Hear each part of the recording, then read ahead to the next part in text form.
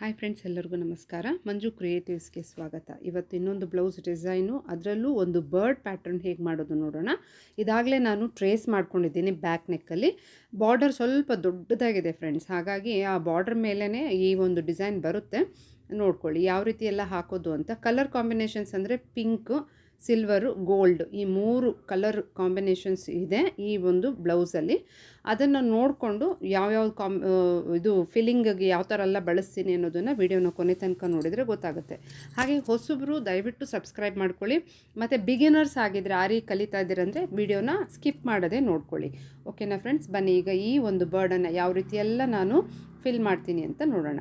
ಇದು ಒಂದು ಸೈಡ್ ಮಾತ್ರ ಬರ್ಡ್ ಮಾತ್ರನೇ ಹಾಕ್ತಾ ಇರೋದು, ಯಾವುದೇ ಒಂದು ರನ್ನಿಂಗ್ ಬಾರ್ಡರ್ ಇದರಲ್ಲಿ ಇಲ್ಲ. ಹಾಗಾಗಿ ಈ ಒಂದು ಬರ್ಡನ್ನು ಸ್ವಲ್ಪ ಗ್ರ್ಯಾಂಡಾಗಿ ಹೈಲೈಟೆಡಾಗಿ ಕಾಣೋ ಥರ ಹಾಕ್ತಾ ಇರೋದು. ಅದಕ್ಕೆ ಜರ್ದೋಸಿ ಯೂಸ್ ಮಾಡ್ತಿದ್ದೀನಿ. ಜರ್ದೋಸಿಯಲ್ಲಿ ನಾವು ಮ್ಯಾಟ್ ಫಿಲ್ಲಿಂಗ್ ಸ್ಟಿಚ್ ಅಂತ ಕಲ್ತಿರ್ತೀವಲ್ಲ, ಆ ಒಂದು ಸ್ಟಿಚ್ಚನ್ನು ಇಲ್ಲಿ ಯೂಸ್ ಮಾಡ್ತಿರೋದು. ಇಲ್ಲಿ ನಾನು ಆರಿ ನೀಡಲಿಂದನೇ ಒಂದು ಸಣ್ಣ ಸಣ್ಣ ಅಥವಾ ಉದ್ದುದ್ದ ಜರ್ದೋಸಿ ಕಟ್ ಮಾಡ್ಕೊಂಡಿರೋದನ್ನು ಲೈನ್ ಬೈ ಲೈನ್ ಹಾಕ್ತಾ ಇದ್ದೀನಿ. ನಿಮಗೆ ಈ ರೀತಿ ಆರಿ ನೀಡಲಿಂದ ಹಾಕೋಕ್ಕೆ ಕಷ್ಟ ಆಗುತ್ತೆ ಅನ್ನೋದಾದರೆ ನಾರ್ಮಲ್ ಸೂಜಿಯಲ್ಲಿ ಸೂಜಿ ದಾರ ತೊಗೊಂಡು ಕೂಡ ನೀವು ಉದ್ದುದ್ದ ಕರೆಕ್ಟ್ ಪೀಸಸನ್ನು ಕಟ್ ಮಾಡ್ಕೊಂಡಿರೋ ಜರ್ದೋಸಿನ ಇದೇ ರೀತಿ ಅಡ್ಡಡ್ಡವಾಗಿ ಹಾಕ್ಕೋಬೋದು. ಈಗ ನಾನು ನೀಡಲ್ ಯಾವ ರೀತಿ ಇಟ್ಟಿದ್ದೀನೋ ಅದೇ ರೀತಿ ಸ್ಟ್ರೇಟ್ ಲೈನಾಗಿ ಫಸ್ಟು 2 ಲೈನ್ಸ್ ಹಾಕ್ಕೊಂಡು ಹೋಗಬೇಕು.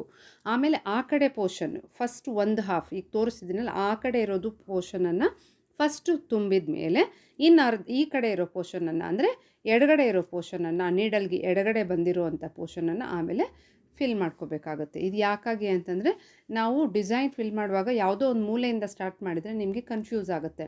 ಸ್ಟ್ರೇಟ್ ಲೈನ್ ಇರೋದು ಹೈಯೆಸ್ಟ್ ಅಥವಾ ಉದ್ದ ಯಾವುದು ಜಾಗ ನಮಗೆ ಓಕೆ ಅನಿಸುತ್ತೋ ಅಂತಹ ಒಂದು ಶೇಪಲ್ಲಿ, ಆ ಶೇಪಲ್ಲಿ ಉದ್ದ ಪ್ಲೇಸ್ ಇರೋದನ್ನು ಸೆಲೆಕ್ಟ್ ಮಾಡಿಕೊಂಡು ಸ್ಟ್ರೇಟ್ ಲೈನ್ ಫಸ್ಟು ಹಾಕಬೇಕು.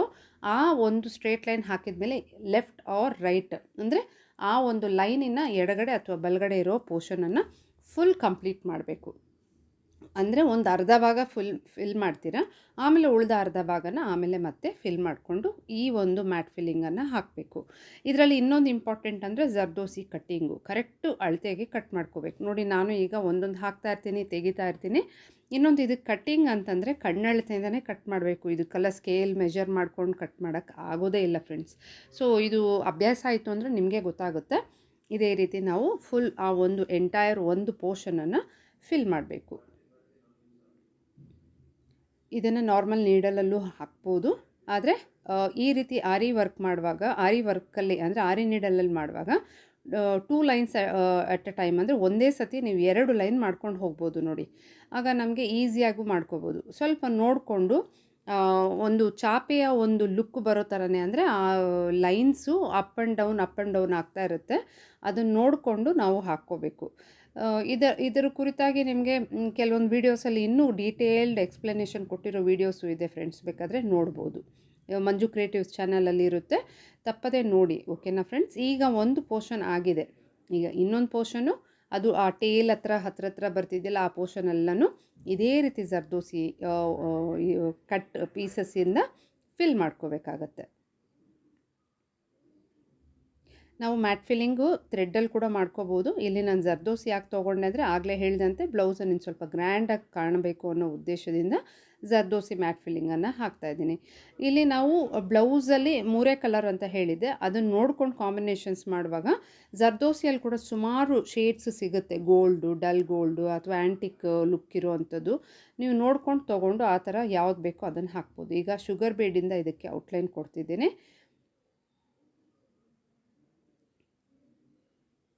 ಸ್ವಲ್ಪ ಸ್ಪೀಡಾಗಿ ಹಾಕಿ ನಾನು ವಿಡಿಯೋ ತೋರಿಸ್ತಿದ್ದೀನಿ. ತುಂಬ ಲೆಂತಿ ವಿಡಿಯೋ ಆಗಿಬಿಡುತ್ತೆ ಅಂತಲೇ ನಾನು ಈ ರೀತಿ ಒಂದು ಐಡಿಯಾ ಸಿಗಬೇಕು ಹೇಗೆ ಮಾಡ್ಬೋದು ಅನ್ನೋ ಆ ಒಂದು ವಿಚಾರದಿಂದನೇ ಈ ರೀತಿ ನಾನು ಸ್ವಲ್ಪ ಸ್ಪೀಡ್ ಮಾಡಿದ್ದೀನಿ ಅಂತ ಹೇಳ್ತಿದ್ದೀನಿ.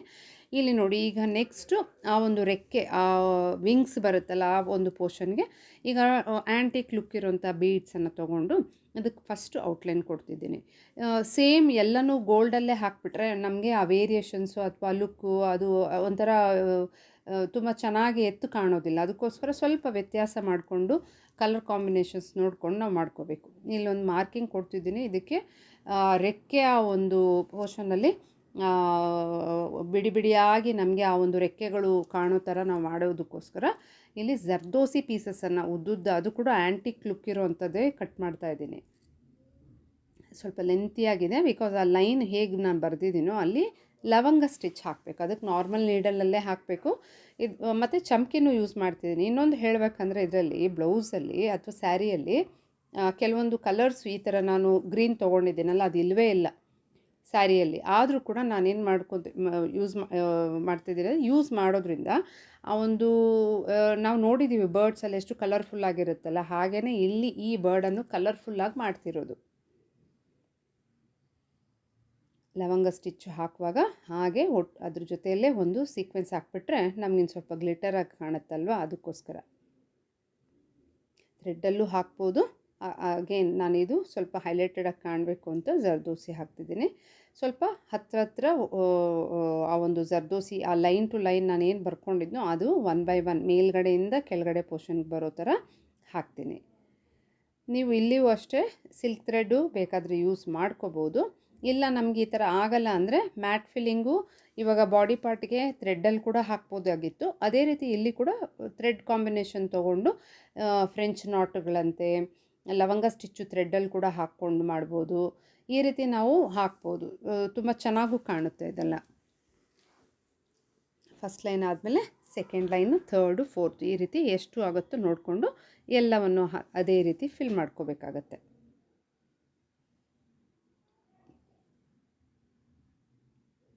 ಆರಿ ವರ್ಕು ನಾವು ಕಂಡಕ್ಟ್ ಮಾಡ್ತಾ ಇರ್ತೀವಿ, ಅಂದರೆ ಕ್ಲಾಸಸ್, ಆನ್ಲೈನ್ ಕ್ಲಾಸಸ್ಸು. ಇಂಟ್ರೆಸ್ಟ್ ಇದೆ ಅಂದರೆ ಖಂಡಿತ ನನ್ನ ವಾಟ್ಸಪ್ಗೆ ಮೆಸೇಜ್ ಮಾಡಿ ಹೆಚ್ಚಿನ ಮಾಹಿತಿ ತಿಳ್ಕೊಂಡು ಜಾಯ್ನ್ ಆಗಿ ಕಲ್ತ್ಕೋಬೋದು. 3 ತಿಂಗಳ ಕೋರ್ಸ್ ಥರ ಇರುತ್ತೆ, ಆರಾಮಾಗಿ ಯಾರು ಬೇಕಾದರೂ ಜಾಯ್ನ್ ಆಗಿ ಕಲ್ತ್ಕೋಬೋದು ಫ್ರೆಂಡ್ಸ್. ಈಗ ಇಲ್ಲಿ ನಾನು ಹೆಡ್ ಪೋರ್ಷನನ್ನು ಹಾಕ್ತಾಯಿದ್ದೀನಿ. ಅದಕ್ಕೆ ಅಗೇನ್ ಇಲ್ಲಿ ನಾನು ಬ್ಲೂ ಕಲರ್ ಬೀಡ್ಸನ್ನು ಹಾಕ್ತಾಯಿದ್ದೀನಿ. ಈ ಬ್ಲೂ ಕಲರ್ ಕೂಡ ನಮ್ಮ ಸ್ಯಾರಿ ಅಥವಾ ಬ್ಲೌಸಲ್ಲಿ ಇಲ್ಲ, ಆದರೂ ನಾನು ಇಲ್ಲಿ ಕಲರ್ ಕಾಂಬಿನೇಷನ್ನು ಚೆನ್ನಾಗಿ ಕಾಣುತ್ತೆ ಅಂತ ಈ ರೀತಿ ತೊಗೊಂಡಿದ್ದೀನಿ. ಇಲ್ಲಿ ಫಿಲ್ಲಿಂಗನ್ನು ಅಬ್ಸರ್ವ್ ಮಾಡ್ಕೊಳ್ಳಿ. ನಾವು ಫಿಲ್ ಅಂದರೆ ಥ್ರೆಡ್ಡಲ್ಲಾಗಿರ್ಬೋದು, ಬೀಡ್ಸಲ್ಲಾಗಿರ್ಬೋದು, ಜರ್ದೋಸಿ ಆಗಿರ್ಬೋದು, ಎಲ್ಲದಕ್ಕೂ ಒಂದೇ ರೂಲ್ಸು. ಹಾಕುವ ಮೆಥಡ್ ಅಥವಾ ಹಾಕುವ ಡೈರೆಕ್ಷನ್ಸು ಯಾವ ರೀತಿ ಫಿಲ್ ಮಾಡ್ತೀವೋ ಅದು ತುಂಬ ಮ್ಯಾಟರ್ ಆಗುತ್ತೆ. ಒಂದು ಬಿಡಿ ಬಿಡಿಯಾದ ಭಾಗಗಳು ಅಂದರೆ ಪುಟ್ಟದಾಗಿದ್ದಾಗ ಅದರಲ್ಲಿ ಸರ್ಕ್ಯುಲರ್ ಮೋಷನಲ್ಲಿ ಇವಾಗ ಹಾಕ್ತಾ ಇರೋದು ನೋಡಿ, ಒಂದು ಔಟ್ಲೈನ್ ಕೊಟ್ಟು ಒಳಗಡೆ ಫಿಲ್ ಮಾಡೋದು, ಇದು ಒಂದು ಮೆಥಡ್. ಆದರೆ ಕೆಲವೊಮ್ಮೆ ನಾವು ಅಡ್ಡಡ್ಡನೇ ಅಂದರೆ ಮೇಲೆ ಹೋಗೋದು ಮತ್ತು ಕೆಳಗೆ ಬರೋದು, ಆ ರೀತಿ, ಅಥವಾ ಸೈಡ್ ಟು ಸೈಡಿಂದ ಸೈಡಿಗೆ, ಈ ರೀತಿ ನಾವು ಮೆಥಡ್ಸ್ ಇರುತ್ತೆ. ಯಾಕೆ ಅದನ್ನು ತುಂಬ ಇಂಪಾರ್ಟೆಂಟಾಗಿ ನಾವು ಅರ್ಥ ಮಾಡ್ಕೋಬೇಕು ಅಂತಂದರೆ ಲುಕ್ಕು ನೋಡೋದಕ್ಕೆ, ಅಂದರೆ ಫೈನಲ್ ಲುಕ್ಕು ನಮಗೆ ಚೆನ್ನಾಗಿ ಕಾಣಬೇಕು. ಹೇಗಂದರೆ ಹಾಗೆ ಅಡ್ಡದಿಡ್ಡಿಯಾಗಿ ನೀವು ಬೀಡ್ಸ್ ಹಾಕ್ಬಿಟ್ಟು ಫಿಲ್ ಮಾಡಿದ್ದೀರಂದರೆ ಅದು ನೋಡೋಕೆ ಅಷ್ಟು ಚೆನ್ನಾಗಿ ಕಾಣೋದಿಲ್ಲ. ಇದು ಈ ರೀತಿಯಾಗಿ ಹಾಕುವಾಗ ಅದು ಫೈನಲ್ಲಾಗಿ ನೋಡೋಕೆ ಚೆನ್ನಾಗಿರುತ್ತೆ. ಇದು ವಾಟರ್ ಫಿಲ್ಲಿಂಗ್, ಚೈನ್ ಫಿಲ್ಲಿಂಗಿಂದ ಮಾಡೋಂಥ ವಾಟರ್ ಫಿಲ್ಲಿಂಗ್ ಸ್ಟಿಚ್ ಆಗಿರ್ಬೋದು, ಪಾನಿ ವರ್ಕ್ ಅಂತ ಹೇಳ್ತೀವಲ್ಲ, ಪಾನಿ ವರ್ಕ್ ಅಲ್ಲ ಸಾರಿ, ಇದು ಚೈನ್ ಫಿಲ್ಲಿಂಗ್ ಸ್ಟಿಚ್ಚೆ, ತಾಂಬೂರ್ ಸ್ಟಿಚ್ ಅಂತ ಹೇಳ್ತೀವಲ್ಲ, ಅದೂ ಇದೇ ಥರನೇ ಕಾನ್ಸೆಪ್ಟು. ಬೀಡ್ಸ್ ಆಗಿರ್ಬೋದು, ತಾಂಬೂರ್ ಸ್ಟಿಚ್ ಮೆಥಡನ್ನೇ ನಾವು ಬೀಡ್ಸಲ್ಲಿ, ಜರ್ದೋಸಿಯಲ್ಲಿ ಮತ್ತು ಚೈನ್ ಸ್ಟಿಚ್ಚು ಮೂರಲ್ಲೂ ನಾವು ಕಾಮನ್ನಾಗಿ ಯೂಸ್ ಮಾಡುವಂಥದ್ದು. ಯಾರಿಗಾದರೂ ಡ್ರಾಯಿಂಗ್ ಚೆನ್ನಾಗಿ ಗೊತ್ತಿದ್ದು ಅವರು ಶೇಡಿಂಗ್ ಮಾಡ್ತಾರೆ ನೋಡಿ, ಕಲರಿಂಗು, ಶೇಡಿಂಗು, ಆ ಡೈರೆಕ್ಷನ್ಸು ವೆರಿ ಇಂಪಾರ್ಟೆಂಟ್ ಆಗುತ್ತೆ. ಅದೇ ಥರನೇ ಇಲ್ಲಿ ನಾವು ಬೀಡ್ಸಲ್ಲಿಂದ ತುಂಬುವಾಗಲಿ ಜರ್ದೋಸಿಯಿಂದ ತುಂಬಿಸ್ತೀವಲ್ಲ ನಾವು ಫಿಲ್ ಮಾಡುವಾಗೂ ಆ ಒಂದು ಕಾನ್ಸೆಪ್ಟನ್ನೇ ಇಲ್ಲಿ ನಾವು ಅರ್ಥ ಮಾಡ್ಕೊಂಡಿದ್ರೆ ಈಸಿಯಾಗಿ ಮಾಡ್ಕೋಬೋದು. ಈಗ ಇನ್ನು ಸ್ವಲ್ಪ ಬ್ರೈಟ್ ಕಲರನ್ನು ತೊಗೊಂಡು ಇಲ್ಲಿ ಬೀಡ್ಸನ್ನು ನೋಡಿ, ಇಲ್ಲಿ ನಾನು ಅಡ್ಡಡ್ಡ ಕೊಡ್ತಿದ್ದೀನಿ ಸೈಡಿಂದ ಸೈಡಿಗೆ, ಲೈನ್ ಬೈ ಲೈನು.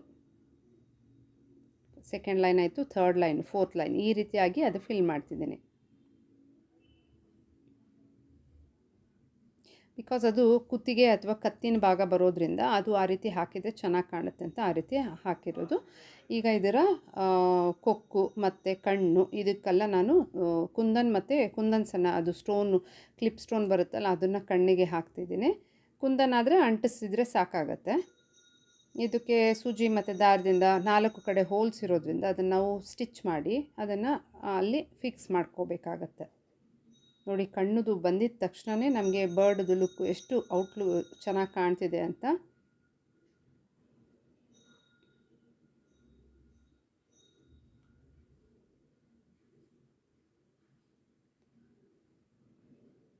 ಈಗ ನೆಕ್ಸ್ಟು ಅದರ ಕಾಲಿನ ಭಾಗ.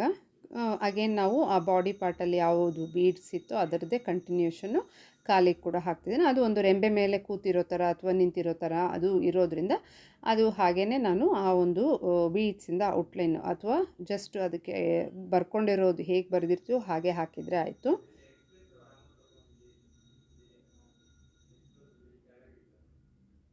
ಇವೆಲ್ಲನೂ ಸ್ವಲ್ಪ ಐಡಿಯಾಸ್ ಇದ್ದರೆ ಆರಾಮಾಗಿ ನೀವು ಒಂಥರ ಭಯಪಡೋ ಅವಶ್ಯಕತೆ ಇರಲ್ಲ. ಒಂದು ಐಡಿಯಾ ಇತ್ತು ಅಂದರೆ ನೀವು ಎಂಥ ಒಂದು ಡಿಫಿಕಲ್ಟ್ ಇದ್ರೂ ಹಾಕ್ಕೊಂಡು ಹೋಗ್ಬಿಡ್ಬೋದು. ಈಗ ನಾನು ಇದರ ಒಂದು ಟೇಲ್ ಅಂತ ಹೇಳ್ಬೋದು, ಬಾಲದ ಒಂದು ಪೋರ್ಷನ್ನು, ಅದ್ರದ್ದು ಉದ್ದಕ್ಕೆ ಒಂದೊಂದಕ್ಕೆ ಬರ್ಡ್ಸ್ಗೆ ಹಾಗೆ ಇರುತ್ತಲ್ವ, ಆ ಟೇಲ್ ಪೋರ್ಷನನ್ನು ನಾನೀಗ ಈ ರೀತಿ ಯಾವುದು ಔಟ್ಲೈನ್ ಕೊಟ್ಟು ಅದರ ಒಳಗಿಂದ ಒಳಗೆ ಸ್ಯಾಟಿನ್ ಮೆಥಡಿಂದ ಫಿಲ್ ಮಾಡ್ತಿದ್ದೀನಿ.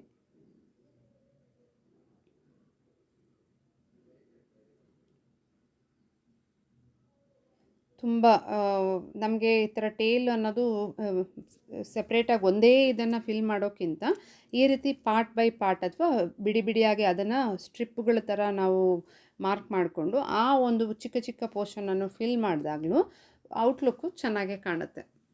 ಈಗ ಅಲ್ಲಿ ಮಧ್ಯದಲ್ಲಿ ರೆಂಬೆ ಒಂದು ರೆಂಬೆ ಕೊಂಬೆಗಳು ಅಂತೀವಲ್ಲ, ಅದು ಒಂದು ಹಾದು ಹೋಗಿರೋದ್ರಿಂದ ಅಲ್ಲಿ ಸ್ಕಿಪ್ ಮಾಡಿ, ಅಂದರೆ ಆ ಸಣ್ಣ ಗ್ಯಾಪ್ ಕೊಟ್ಟು ನೆಕ್ಸ್ಟು ಆ ಟೇಲ್ ಪೋರ್ಷನ್ ಮತ್ತು ಎಷ್ಟಿದೆಯೋ ಅಷ್ಟಕ್ಕೂ ಔಟ್ಲೈನ್ ಹಾಕ್ಕೋತಾ ಇದ್ದೇನೆ. ಅಗೇನ್ ಇದರಲ್ಲಿ ನಾನು ಪಾರ್ಟಿಷನ್ ಥರ ಅಂದರೆ ಡಿವೈಡ್ ಮಾಡಿಕೊಂಡು ಪುಟ್ಟದಾಗಿ ಆಗಲೇ ಹೇಳಿದಂತೆ ಡಿವೈಡ್ ಮಾಡಿಕೊಂಡು ಸ್ಯಾಟಿನ್ ವರ್ಕನ್ನು ಹಾಕಿ ಅದನ್ನು ಫಿಲ್ ಮಾಡ್ಕೋತೀನಿ.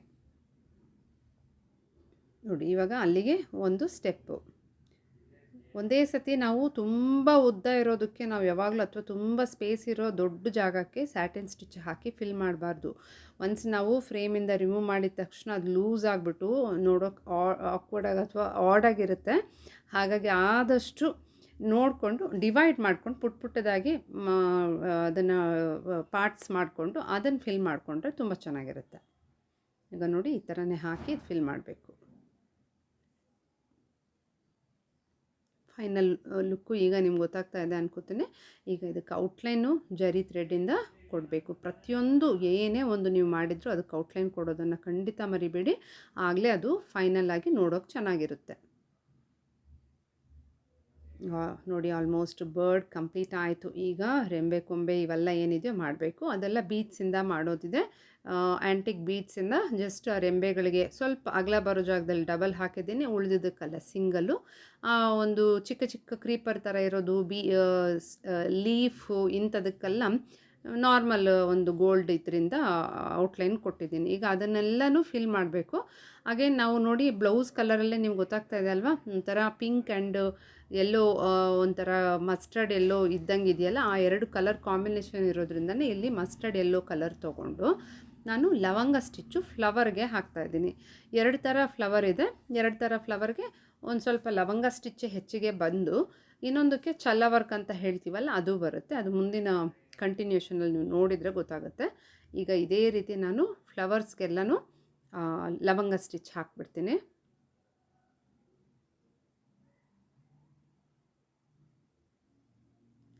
ಇದಕ್ಕೂ ಚಮಕಿ ಕೊಟ್ಟು ಹಾಕ್ಕೋಬೋದು, ಇಲ್ಲ ನಾವು ಜರ್ದೋಸಿ ಬೇಕಂದರೆ ಜರ್ದೋಸಿನೂ ಯೂಸ್ ಮಾಡ್ಕೋಬೋದು. ಈಗ ಇದು ಕಂಪ್ಲೀಟ್ ಮಾಡಿಕೊಂಡು ನೆಕ್ಸ್ಟು ರಿಂಗ್ ನಾಟ್ಸ್ ಅಥವಾ ಅದು ಹೇಗೆ ಹಾಕೋದು ಅಂತೇಳಿ ತೋರಿಸ್ತಿದ್ದೀನಿ. ಇನ್ನೊಂದು ಸ್ವಲ್ಪ ಅಗಲಕ್ಕಿರೋ ಫ್ಲವರು, ಅದಕ್ಕೋಸ್ಕರ ಇಲ್ಲಿ ನಾನು ಸ್ವಲ್ಪ ಡಿಫ್ರೆಂಟ್ ಕಲರು ಆರೆಂಜ್ ಕಲರ್ ಥರ ತೊಗೊಂಡಿದ್ದೀನಿ ದಾರನ. ಈಗ ಅಲ್ಲಿ ನಾನು ರಿಂಗ್ ನಾಟನ್ನು ಹಾಕ್ತಿದ್ದೀನಿ.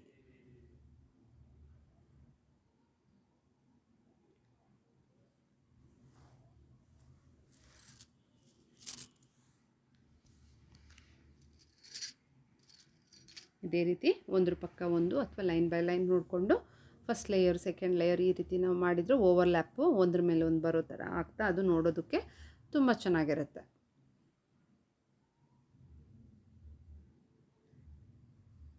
ಈಗ ಆಲ್ಮೋಸ್ಟ್ ಅದಾಗಿದೆ. ಈಗ ಲೀಫನ್ನು ಯಾವ ರೀತಿ ಫಿಲ್ ಮಾಡ್ತೀನಿ ಅಂತ ತೋರಿಸ್ತಿರೋದು. ಈ ವಿಡಿಯೋದಲ್ಲಿ ಆದಷ್ಟು ಫಿಲ್ಲಿಂಗನ್ನು ಮಾಡೋದು ಅಥವಾ ಹೇಗೆ ನಾವು ಇದನ್ನೆಲ್ಲ ಡಿಸೈನನ್ನು ಯಾವುದೇ ಒಂದು ಪ್ಯಾಟರ್ನ್ ಇರ್ಬೋದು, ಬೇರೆ ಫ್ಲವರ್ಸು ಇಂಥದ್ದೇ ಅಲ್ಲ, ಈ ಥರ ಬೇರೆ ಬೇರೆ ಆ್ಯನಿಮಲ್ಲು ಬರ್ಡ್ಸು ಈ ಥರ ಎಲ್ಲ ಬಂದರೆ ಹೇಗೆ ಮಾಡ್ಕೋಬೇಕು ಅನ್ನೋ ಒಂದು ಐಡಿಯಾ ನಿಮ್ಗೆ ಸಿಗುತ್ತೆ ಅಂತ ಇದರಲ್ಲಿ ನಾನು ಡೀಟೇಲಾಗಿ ಅಥವಾ ತೋರಿಸ್ಕೊಂಡು ಸ್ವಲ್ಪ ಫಾಸ್ಟ್ ಇದೆ ವಿಡಿಯೋ, ಆದರೆ ಒಂದು ಐಡಿಯಾ ಬರುತ್ತೆ ಅಂತಲೇ ನಾನು ಈ ರೀತಿ ಫಾಸ್ಟಾಗಿ ಆದ್ರೂ ನಿಮಗೆ ಎಕ್ಸ್ಪ್ಲೇನ್ ಮಾಡ್ತಾ ಇದ್ದೀನಿ.